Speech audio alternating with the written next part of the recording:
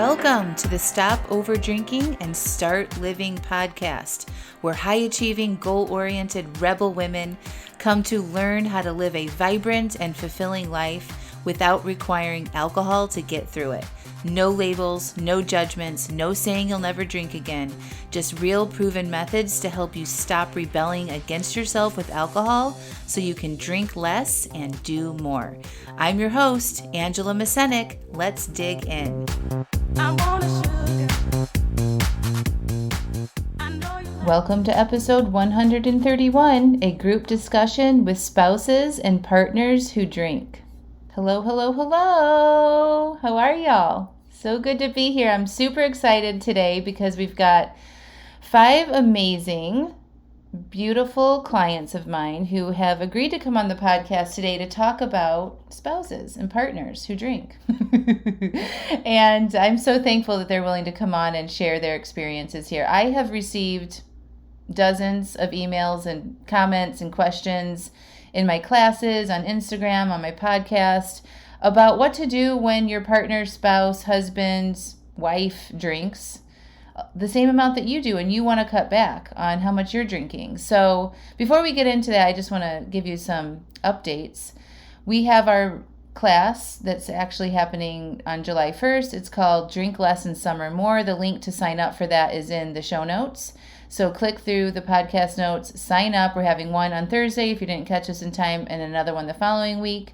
Don't worry if you can't make it live. It's going to be recorded and sent out. But as we enter the summer, it's in full force. We're in swimming and vacations and seeing more people socially after the pandemic. And I want to set you all up for success and give you some real tools that you can use so you can drink less and enjoy your summer more. So sign up for that.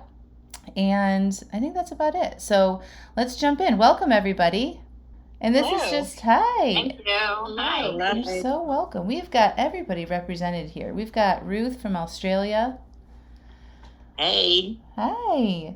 And then a lot of other people on that are from all over the place. So you guys, let's just keep it casual, just a casual conversation. So like I said, I have received many emails, questions, and I thought it would be fun to have you all who have had some serious success in cutting back how much you're drinking while your husbands are still there, or spouses, right? Mm-hmm. So before we get into that, somebody who couldn't make the call actually wrote in, who is a former client of mine, and she wanted to contribute because she thought it was pretty significant. I am going to read that story to you. And then I think that'll kick us off great because I think it'll ping some of your comments and things like that you want to contribute. So she wrote, before joining Stop Over-Drinking and Start Living, my husband and I drank any chance we got. Celebration, drink, sad, annoyed, frustrated, drink, drink, drink. We really didn't have an off button, and we encouraged each other to drink and really looked forward to it. Once I undertook this program, while he was always supported in my journey, he had hesitation regarding his own. He didn't and still struggles to see what the problem was. I think he felt a little judged in the beginning, and he was hesitant to drink around me. I'll be honest, it was hard to see him indulge without me, without feeling annoyed and angry. Angela completely guides you through this process with the thought work. I learned that his behavior has nothing to do with me and vice versa. I dropped the manual, and with that went the resentment. Currently, my husband still drinks, but is probably about 50% less than he used to. I mean, who likes drinking alone? His buddies still overindulge and normalize it, so he tends to do it more around them. I don't judge because I'm armed with the model, feeling my feelings and all the things. And they aren't. So he came home from work, crack a beer, and it will have zero effect on me. And I never thought I'd get to that point, but here I am. And then I had some follow-up questions for her. And the follow-up questions are like, what are some thoughts that you had at the very beginning about your husband drinking and you trying to cut back? And then what are your thoughts now? So after you went through the program. So her thoughts at the beginning were, why does he get to do it and I don't? Why can't he just support me by not drinking around me? I just want to join him. So those were her thoughts at the beginning. And now her thoughts are, I'm choosing not to drink. I have zero desire for alcohol right now. It's not on my drink plan, or I don't even notice. So I think that's just kind of a testament to what is possible, right? So like not only did she focus on herself, but she he kind of like naturally got on board, right? He reduced his alcohol by about 50%. And I'll tell you, and then we'll kick it off and ask you guys some questions. That's been the same experience for my husband. So I remember the first time that I did this longer break from alcohol was about 90 days, and it was my 40th birthday. I had already planned to have a party at a wine bar before I decided to do this. So I kept those plans. I had invited all my local friends, and my husband was like, "You're going to host this party and not drink? You're going to invite all these people to come and not drink?" I'm like, "Yep, it's okay." And I just like wanted to show him like what was possible. Like, I'm not going to be a different person. I'm still going to have fun. I'm not going to make anybody else stop doing what they're going to do. So, and now like gradually, and we'll get into that story a little bit more, probably about 9-10 months later, he really started changing his ways on his own, in his own way. But it just kind of naturally, the influence in the household obviously happens, right? It's just like we're influenced by people, spending time with people who drink, we probably drink more. And when you start to cut back, you start to influence the other people in the house. So who wants to start? Like, tell me, maybe Steph, like when you first joined, tell us a little bit about you and your husband's relationship with alcohol and what that looked like. Oh gosh, I was thinking about that earlier, and I was thinking about when we really started drinking together. And it was when our kids went into the public school and we started making friends with people in the neighborhood, and we would have all these barbecues, and like it slowly turned into like a lot of the parents drinking way more than they should with all these kids around. And the last 10 years or so, it got worse because as the boys got older and we were able to leave them at home a lot and go out to, every Friday night we would go out to our favorite Italian restaurant. It was like Cheers. Everybody knew us. We knew everybody there. A typical Friday night, and I was thinking about this before, a typical Friday night was we would each have a martini. We'd share a bottle of wine. Our favorite bartender would continue pouring wine into our glasses even after our bottle was gone. And then he would make us like some kind of after dinner drink. That was every single Friday night. And at some point, I kept thinking we were having this time, we were connecting with each other. Like, this was the time we spend together. This is how, we connected and talked. And then I began to realize that neither one of us had any idea what the hell we even talked about the night before. Mm. So there was no connection there. We thought we were connecting, or we would be connecting, but he would be turned drinking with a friend this way. I would be turned drinking with a friend this way. And then we'd come back together and talk. But by the time we got home, woke up the next morning, had no idea what we had even talked about the night before. And I realized like, this is no way to connect with your spouse at all. Yeah. So tell us about now, like what happens on a Friday night? Now on a Friday night, I make my drink plan for the week. And more often than not, it's one Cosmopolitan, and he, regardless of whether it's Friday or Monday or Tuesday, he makes a martini at 5 p.m. every night. Shaker goes off. And I just kind of do my thing. And on the typical Friday night, like, we do sit and we do have our one drink together. And we usually watch a show together and then, talk a little bit and catch up on the week. But like, we totally are connecting a lot more for sure than we have the ability to connect more because we're both coherent.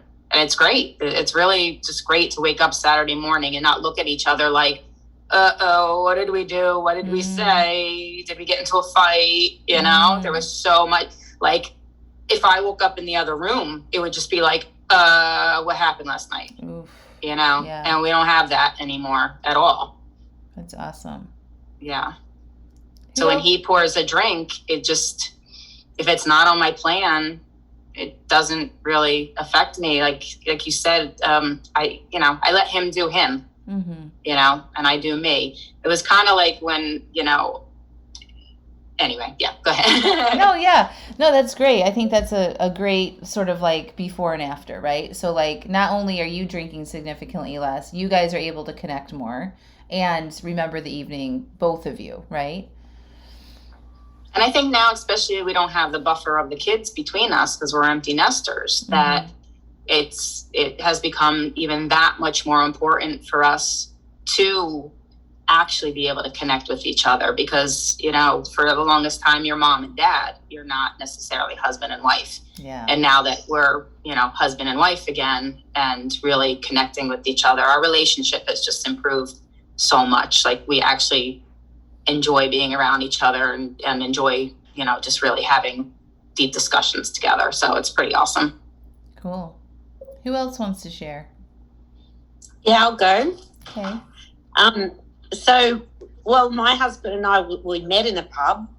So we've been drinking together for 30-something years. Wow. And so when I gave up drinking, I was jealous, very jealous of him drinking to start with. Mm-hmm. And he didn't really respect that my choice to give up drinking, because I think he thought it was just another one of my fads. Like, I've been on every diet under the sun, so what diet are you starting next Monday? I think it was one of those sort of things. So the longer I went without drinking, the more he started asking questions about, so you didn't, you're not drinking tonight, and to start with, we found it a little bit hard to communicate because we were so used to having that happy hour every afternoon or day drinking all day Saturday. And I wondered if that was the only thing we had in common for a while, that we both liked to drink. Mm-hmm. But now that it's been 5 months without drinking and we've had a few discussions about it, like, John still drinks way too much, I think, but I didn't think he drank enough back then. We still have our happy hour every day, and he'll just walk in and go, "What are you going to drink tonight?" And I go, "Soda water with lime." "Okay." And he pours it for me, and, we sit down, we have conversations. We don't fight anymore. Every session used to end with some argument over the most trivial little thing. And now if he starts to get a little bit testy, I can walk away. And I know I had to have coaching with Angela about this a few weeks ago, because I did think that my husband was drinking too much. But since I've had the coaching, I've realised now that I've had a better look at it, he probably only drinks 50% of what he used to drink. Really? Because I'm drinking. Wow. Because I'm not encouraging him to, should we open another bottle? Yeah. Yeah, so even though he doesn't realise it, it has helped him not drink as much. That's amazing. Can I say something to that? Yeah.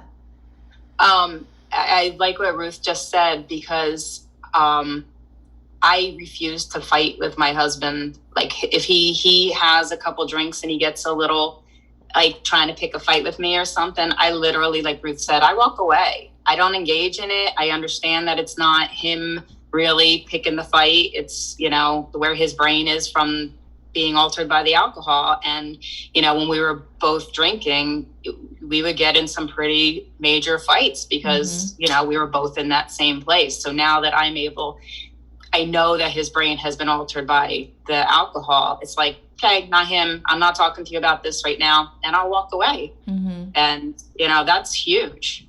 That's huge. Yeah. That was the same thing for me too. Like, I remember so many times, and I just got ragey. Just ragey. Like, my emotions when I was drinking, like after a couple glasses of wine, it just was like extra. It's like something like something would be, I would already be stressed out anyway about like work and the kids and things. And then like one little comment or, him not taking out the trash. I talk about this all the time. After dinner, I'm just like, like it was just like amplified.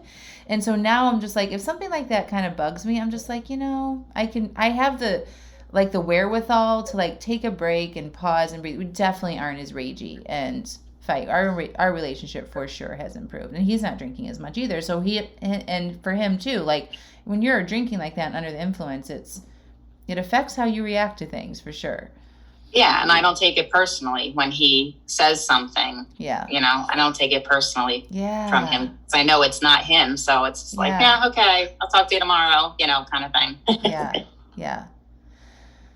What about you, Claire? Yes, I'll share. So my husband and I met in a bar, and well, we've been married probably about 25 years now, but our relationship with alcohol was we pretty much drank every night. And especially on the weekends, it was a lot. It was like this kind of running joke on a Friday night, like, what are we going to pickle our livers with next? It was like, martini or a frozen drink or wine, and then back to something else. It was just too much. So we eventually decided we would start doing booze-free Mondays. And that even took a while to get established. I mean, sometimes I would hope that he would cave. He would hope that I would cave. But eventually got the booze-free Monday down pat. But we were still drinking 6 days a week. And then, so finally, I tell the story all the time with the pandemic that happened. It just got to be too much. I got very scared about how much I was drinking. And so I signed up for the Stop Over Drinking and Start Living course last October. And I was very scared just about everything, just my past and my future, and would I be successful with the program?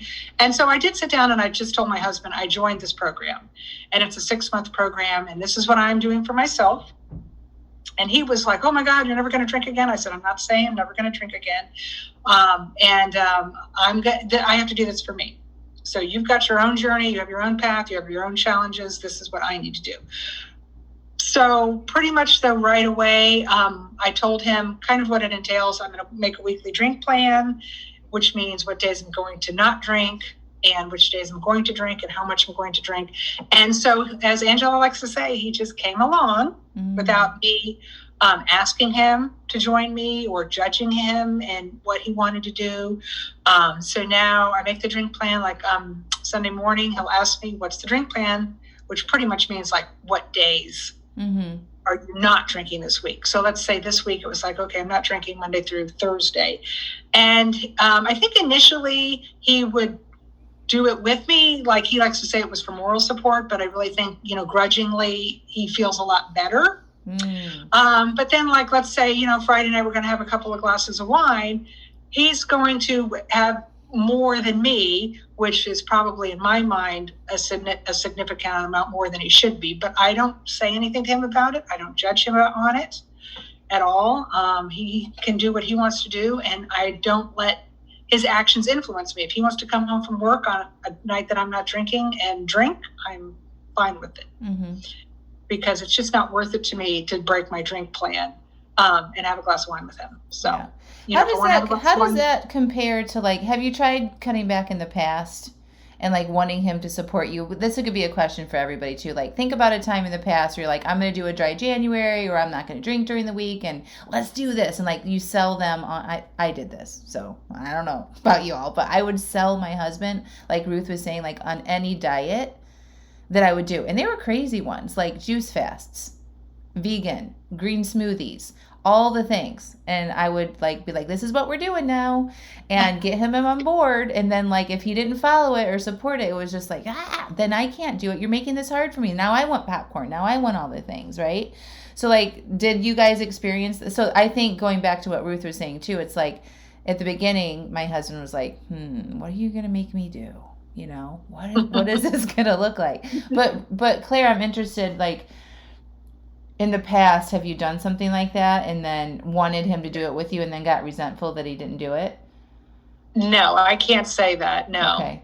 I can't say that in all the years I ever said, I mean, I used to definitely want to cut back on my drinking, and I know he wanted to cut back on his drinking, but I wouldn't say, I'm not going to drink this week and you better do it with me or else I can't do it. I mean, the booze-free Mondays was hard enough for us to even get that under our belt. But that was something we even both agreed to. But I can't say that I ever, did that.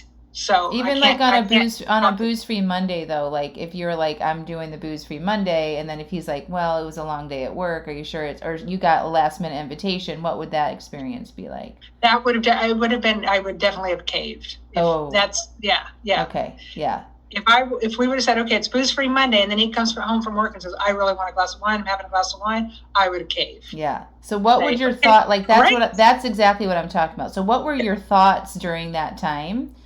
that led you to decide to break your own plan?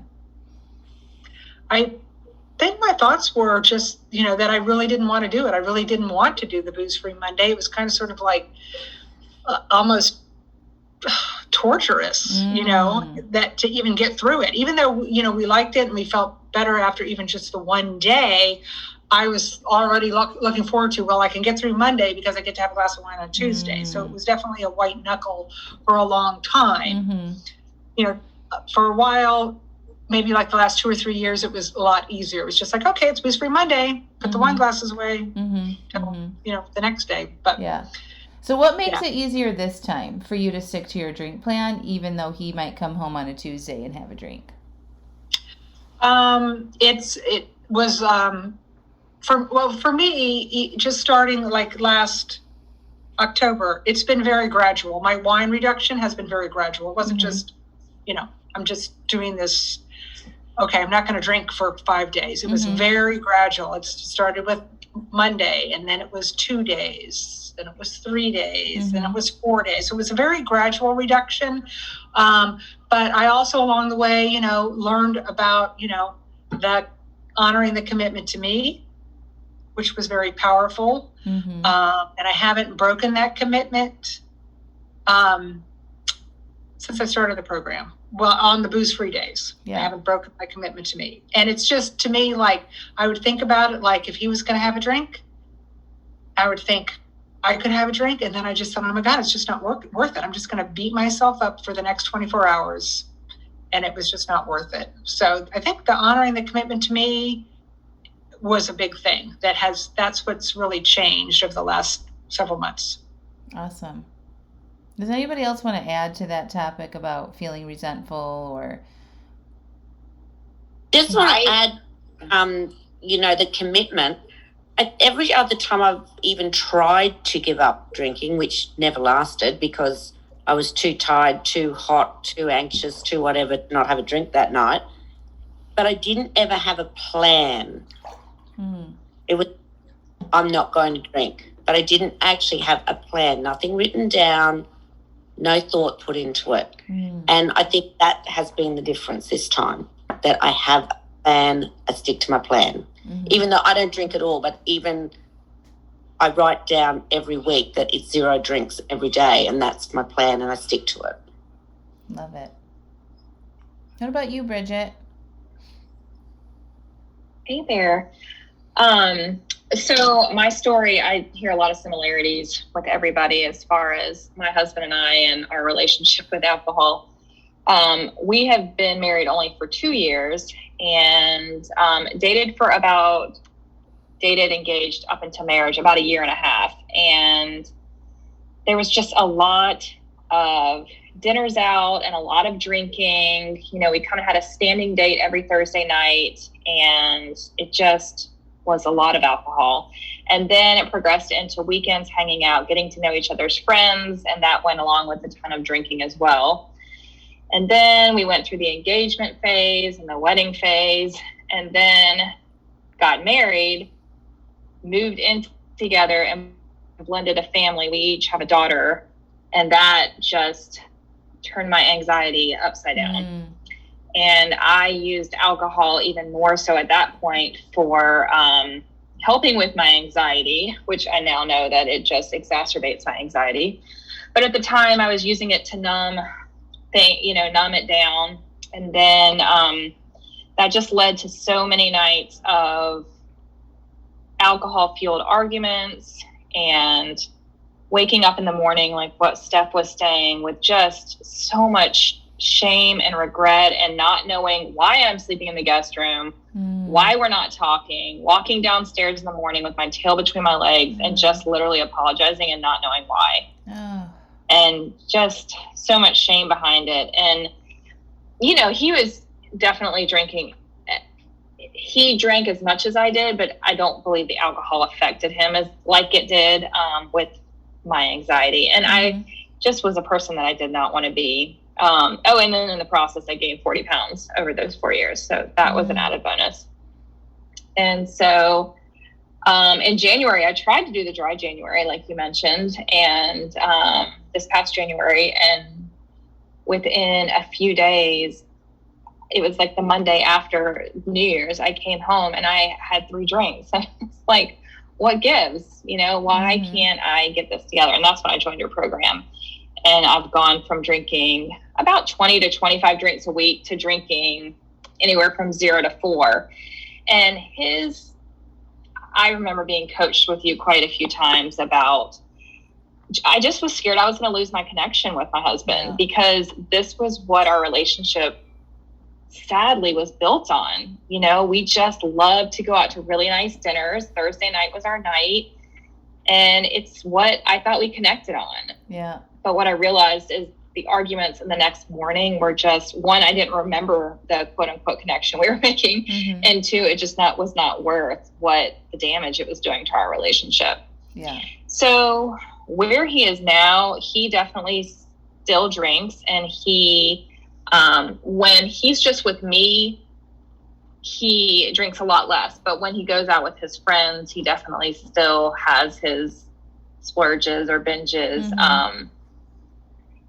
But, you know, we just got back from our family vacation. It was a beach week with my mom, parents, and all the kids. And I decided I wasn't going to drink the month of June. I really wanted to challenge myself to go on a vacation. I tried it 2 other vacations before and wasn't successful. And I really wanted to try it this week. And so I was around my entire family last week, not drinking. And it was challenging, but it was really awesome. I did a lot more journaling than I've ever done. And his support has been so amazing. I mean, every single night, even my mom was pushing me to have a glass of wine. She told me it made her feel uncomfortable if I wasn't drinking. I love that. So I'm like, this is a woman who doesn't even drink that much. But he just looked at me and he's like, he just stood up for me and had my back. And he's like, she's made a decision. She's not drinking and she's not drinking. And he would just be like, you are doing great. And so his support has been great. It's definitely been a journey, because in the beginning, I did have a lot of feelings of jealousy. This isn't fair. And then I just kind of had to turn around. This is my journey. This is what I've decided to do. And this is about me, and I can do me and he can do him. And I've lost 20 pounds. So I'm getting there. That's amazing.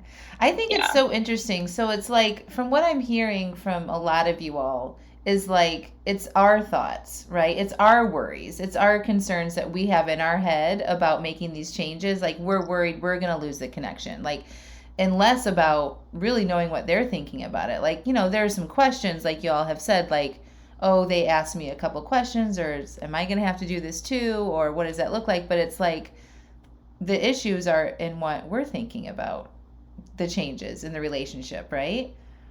Right, 100%. One of the biggest shifts I think I found in this was when I stopped counting how many drinks Greg was having. In the beginning, I would be resentful, and I would be like, even if I had one on my plan and he made himself another one, I would be like, I can't believe you're doing that, you know? And then once I really started doing the mind work and realized the thought work and realizing it was all on me, and you know, I got to a point where I wasn't counting how many he had anymore. And that was like so, I know, it's so refreshing. It's so freeing to not have to like be so focused on it, like, and like tracking it, and like judging, right? Like when we count, we're like, there's your third, and oh my God, you know, like all of that. Everyone's not, so we're all on Zoom. Everyone's like nodding their head. Yes. Yeah. Laura, what do you got to say? Well, my boyfriend and I, we drank every night together. It's what we did. He came home from work. He worked from home. I was still working away from home. I do work from home now, but, and we come home, and I mean, I was always the wine drinker. He was the beer drinker, and it's just what you did. And we drank, and, there was lots of times where I would overdrink. Again, like everybody else was saying, okay, why am I sleeping in the guest bedroom? I'd wake up in the morning and he'd say, do you know what you did last night? Yeah, I think I remember. And then he would enlighten me on some of the things. And then there were mornings where I would wake up and say, do you remember what you did last night? And when I decided that I wasn't drinking anymore, in the beginning, he would say, hey, I'm going out. Do you need wine? no, I'm good. I don't need any more. I don't need wine. I'm okay. And it took him about 2 or 3 months till he stopped asking me. And I'm like, and I didn't tell him, didn't tell me he couldn't ask me, but I got to the point where he just naturally stopped. And I'm like, if I want wine, I'll get it myself. Mm-hmm. And over the months, he has significantly cut down. But in the beginning, it was that why is he still drinking? Why does he get to drink? Why is he having his 4th beer? Okay. Mm-hmm. And then there would come a point in the evening when the beer would go away. Usually it was when I had gone to sleep. And then he would do shots of whiskey till he fell asleep.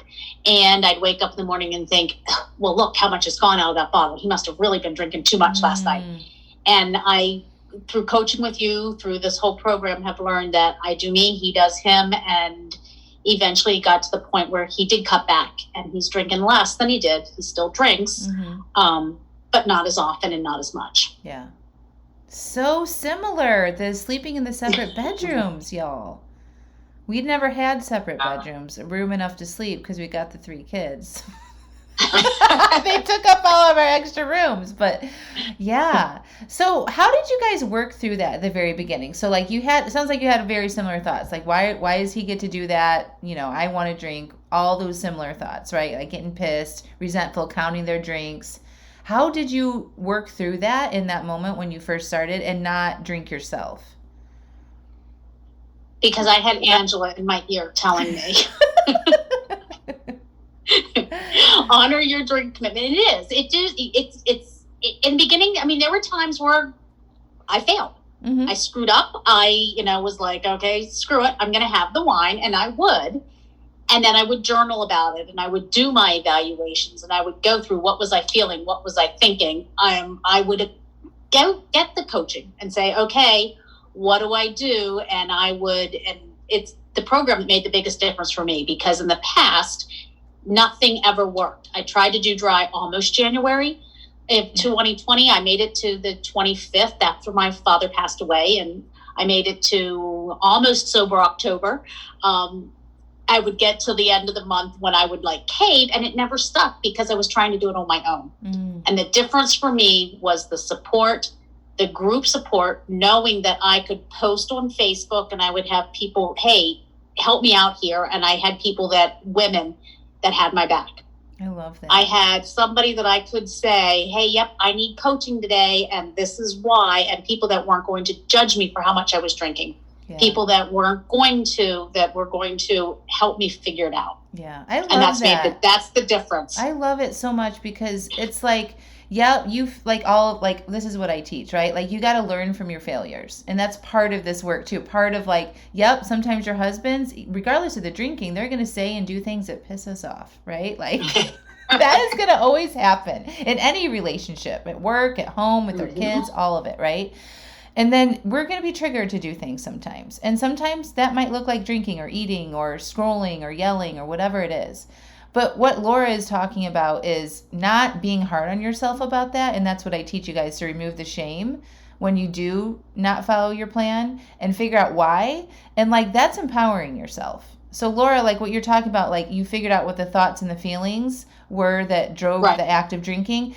That's you solving your problem, right? So your husband can't do that for you. Right, even though he was drinking or whatever, but you took your ownership in that and figured out what you could do differently next time and learn from it. Correct. Yep. Yeah.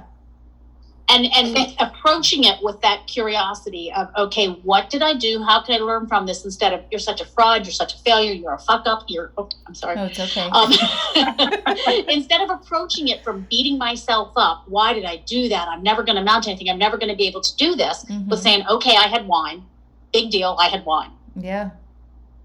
I'm over on it. I was how do I do it and how do I fix it the next time?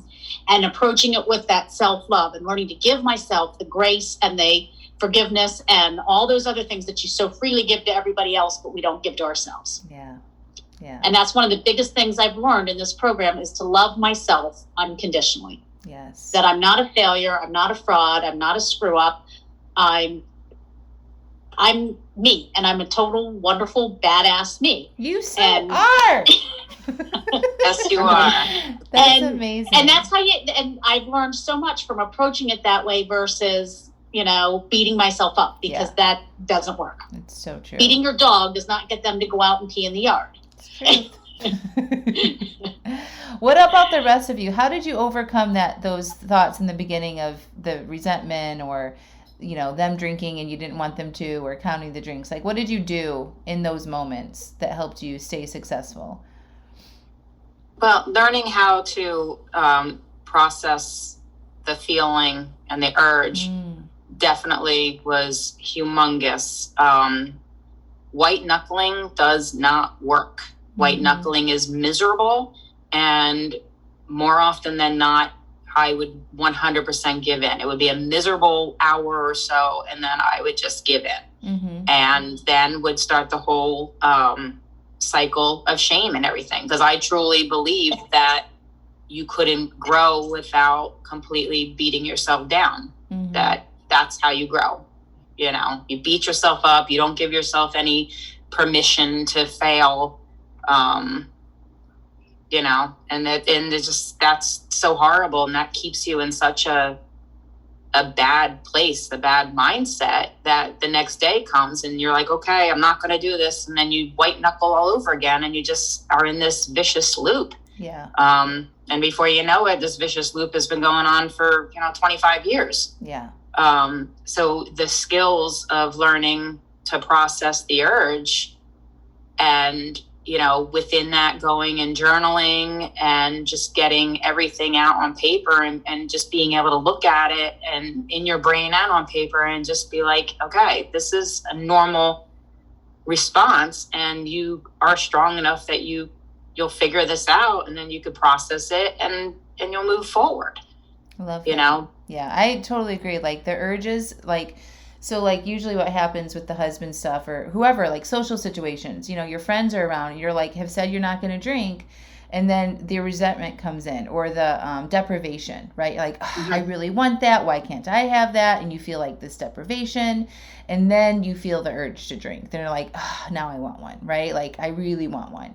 And so it's like, you got to be able to like pause and recognize those feelings, name them, shine some light on them, know that there's nothing that's gone wrong for you having them, right? And that's a skill that takes practice, right? And I feel like the husbands gives us a lot of practice for that.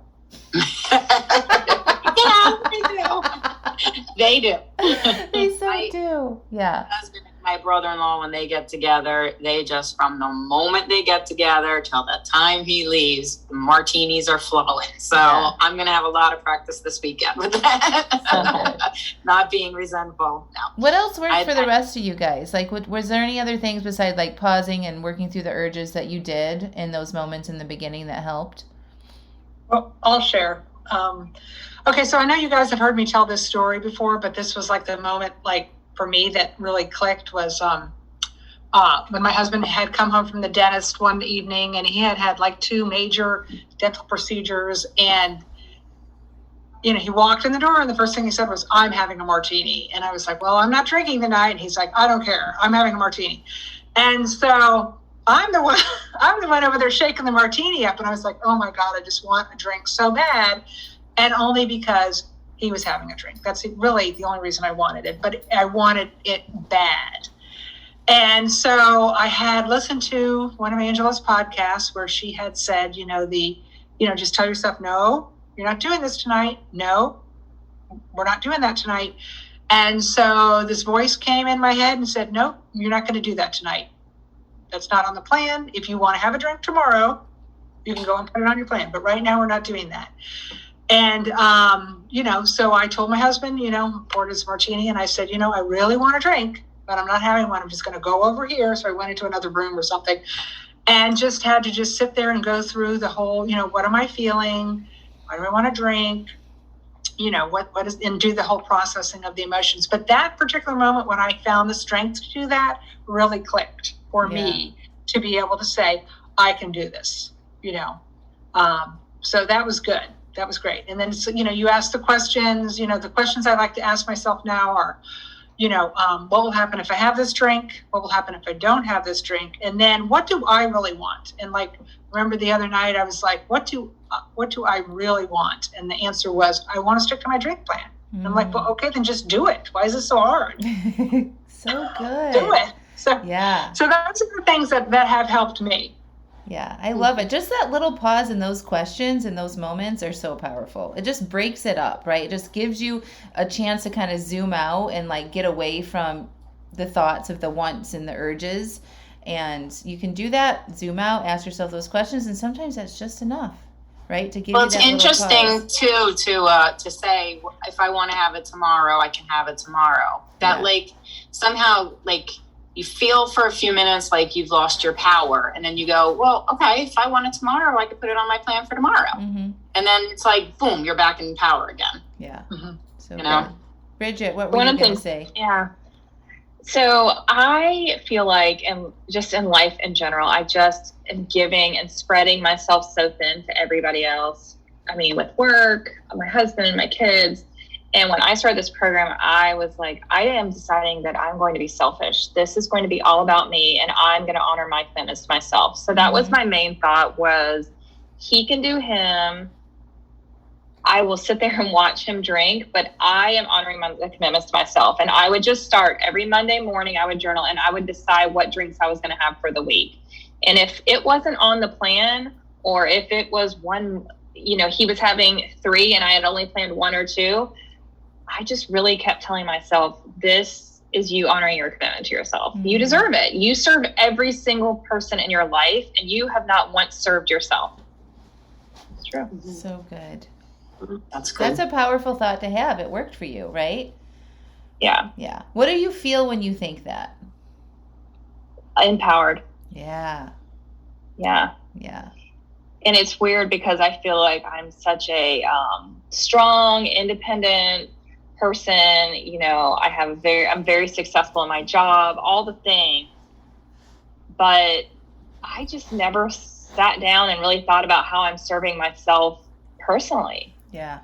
And I wasn't. I was completely neglecting myself. Mm-hmm. And now I've learned that neglecting myself is actually, I'm so much better of a person, and I actually have a lot more to give when I have put myself first. Yeah.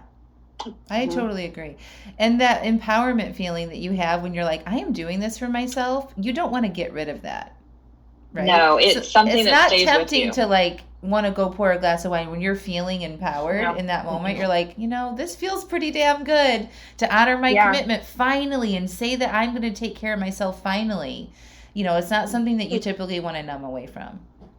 Yeah, and the other thing is that when I have an overdrink, or I drank more than in my plan, the next morning I wake up and I will journal about it, and it is not a thing. There is no more beating myself up. There is no more shame.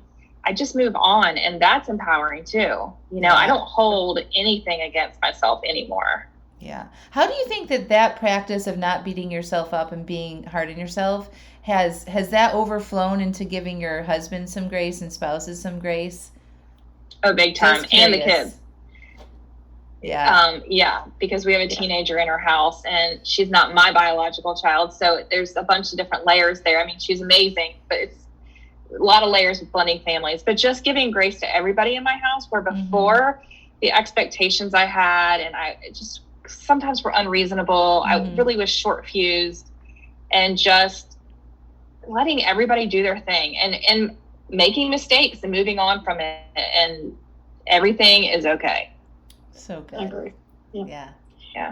I have carved out that time, and the other thing that has helped me so much is just honoring I go to bed at 10 o'clock, I get up at 5, I take that time for me. Mm-hmm. And it's on my schedule, it's on my plan, and organize, plan my day, do my journaling, do my thought work, all the stuff that makes me feel good and helps me make the decisions that I'm going to make for the day.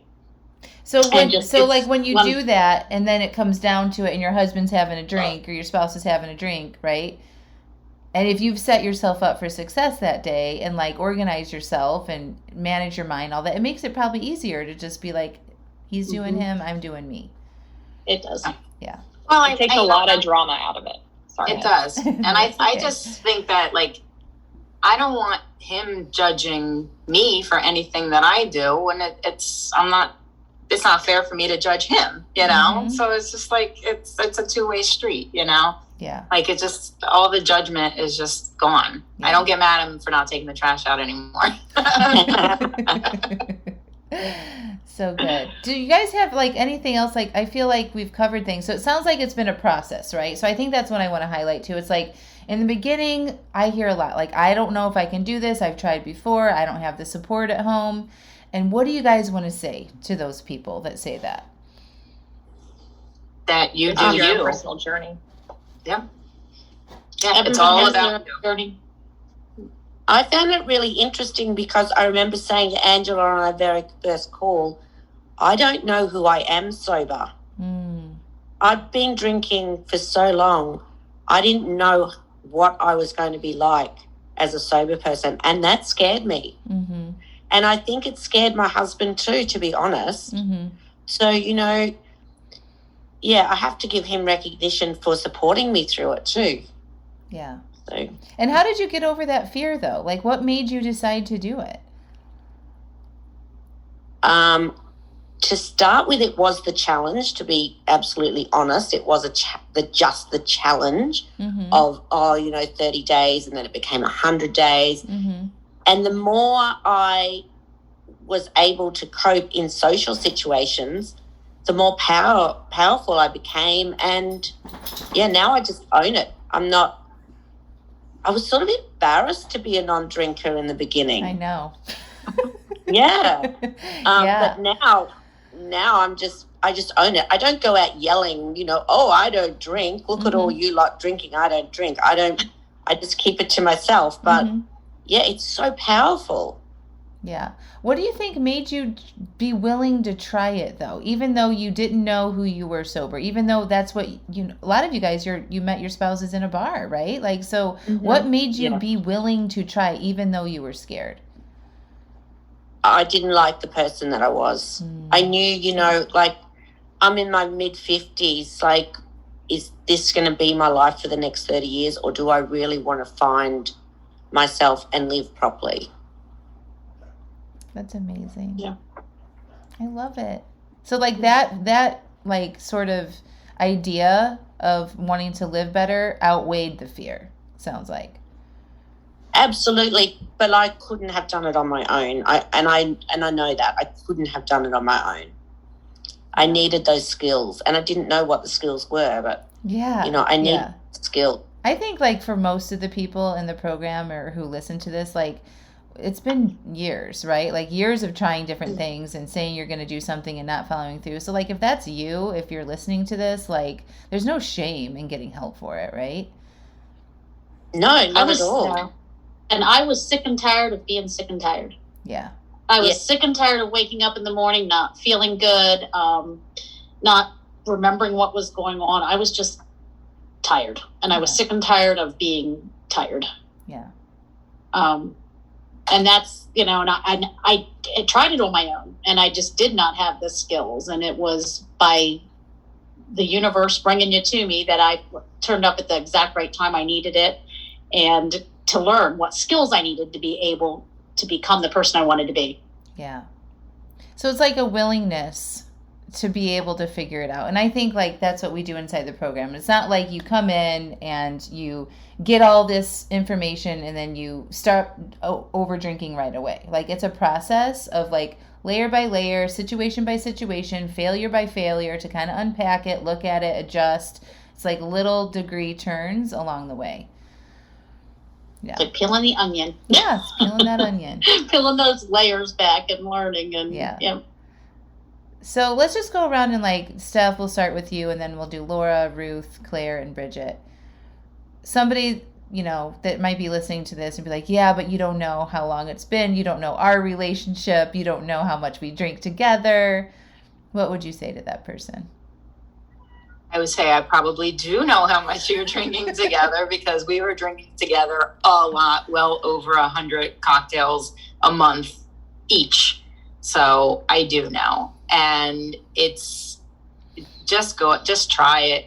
It works. The whole program works. Once you take responsibility for yourself and your thoughts and your actions, then you can change yourself and your relationship. I mean, my relationship has improved so very much. I can't even express how much it's changed and how wonderful it has been. And I did not want to spend the rest of my life with my husband in the relationship that we were having before. And now I'm really, really looking forward to growing very old together. We're a very good team again. Because of this work that I've done with Angela, we're a really good team again. And we've been together since he was 17 and I was 18, and I'm 52 and he's 51. So we've had a long, long journey, and this has just improved us so much. So good. Thank you. Laura? I would say if you're, I totally get how much, I agree with Steph. I know exactly how much you're drinking. I was drinking a minimum of 1 bottle of wine a night, some nights 2, some nights then I would finish it off with the shots of whiskey. We were drinking a lot. And I knew I couldn't do it on my own. I knew I needed help. And it, like Steph said, it's improved every area of our relationship. Now, we've been together 7 years. We've both been divorced, been through a lot of stuff, even in just the time we've been through. A lot of things have happened. But we're able to be there and be supportive for each other, and in ways that we never were before. And he will look at me, every now and then he'll be like, "Hey, good job on the not drinking." And it does. It's like, we've grown together and we've come to like really respect each other, and it's made everything better. So good. Ruth? So, I drank more than I care to admit that I drank. And I remember saying to Angela, I don't think I want to never drink again. And you said, but you don't have to never drink again. And that's the truth. I can choose to have a drink if I want to have a drink. I don't drink. I've had 2 drinks in 5 months, but that's my choice. And that's probably the thing that got me over the line, is knowing that I could drink again if I wanted to. And I don't want to. And it's improved every relationship in my life, not just my relationship with my husband, every other relationship in my life, because I look at things so differently. And I look at myself. I don't look at the other people and what they're doing wrong. I have a look at what my role is in the situation. You're so amazing. Thank you. Bridget? What I would say to anybody that had those thoughts is that I hear you, I understand you, and I was you. I get it. And I just think that you deserve to put yourself first and just give this a try. What I think I want to make sure that everybody understands is that this is not about stopping drinking. This is about deciding how much you want to drink and sticking to that plan and honoring your commitments. My husband, in the middle of this process, we talked about it a lot. We had a lot of good conversations about, my fear of us losing this connection when I stopped drinking or drinking less. And he did make a comment. He said, there is a part of me that just sometimes I miss my drinking buddy. And I thought that was like a really fair thing to say and a fair feeling to feel. And although I didn't drink, the past month, I do enjoy having a glass of wine with my husband, but I also enjoy it being completely my decision and in my control. And he loves going to breweries, and, drinking was such a big part of our lives. And I don't want it to not be a part of our lives. I just want it to be a part of my life when I decide, and the exact amount. So everybody in this program has done such different things and had such different journeys, but you just make it your own. And I just wish that you would just give it a try, because it has just been life-changing for most everybody that's been in this program. Thank you. I love that you said make it your own. There's no one prescribed way. You get to figure out what that looks like by looking at what you think and how you want to feel about it, right? And I think that's the empowerment piece of it. You get to decide always. Yeah. Claire? Gosh, I can't really add to what everybody else said, but I will say that everybody's on their own journey in this program. I used to definitely compare myself a lot to everybody else. But then I realized the other day that, my journey is my journey, and it's a perfect journey. And my relationship with my husband has only improved after doing this work. Thank you. You guys are rock stars. Any last parting comments anybody want to make? No, I think Bridget's point was that it's not about not drinking. Nobody shames anybody if they do drink. It's all about learning how to have the relationship with alcohol that you want to have and being in control of that and being in control of your life. Thank you. Oh my gosh, y'all. Wasn't that amazing? Holy cow. I learn something every time I talk to these ladies, and the similarities that they all shared with their spouses and what they went through when they were over drinking together and what it looks like now is nothing short of remarkable. So if you resonated with this, if you have worries about your spouse, doing it or not doing it, or your own capabilities of doing this on your own without your spouse's support, I hope this sheds some light that it absolutely is possible. And not only is it possible for you to cut back on how much you're drinking, but you can improve your relationship that you have with your spouse or partner too. So if you're interested in joining us, who wouldn't, right? You should sign up for the free class if you haven't. And then you should also click through and look at the application to join the 6-month Stop Over Drinking and Start Living program. Let yourself have the support and learn some new skills so that you can make permanent changes with your relationship with alcohol and improve your relationship at the same time. It's worth it. So click through, look at the application, watch the 3 videos, and then fill that out. And I review all the applications. If you're a good fit, we'll reach out and set up a call for you and I to talk, and we'll see if joining the program makes sense for you. In the meantime, I hope you have a beautiful week and a great start to the month of July, and we will talk to you soon. Bye.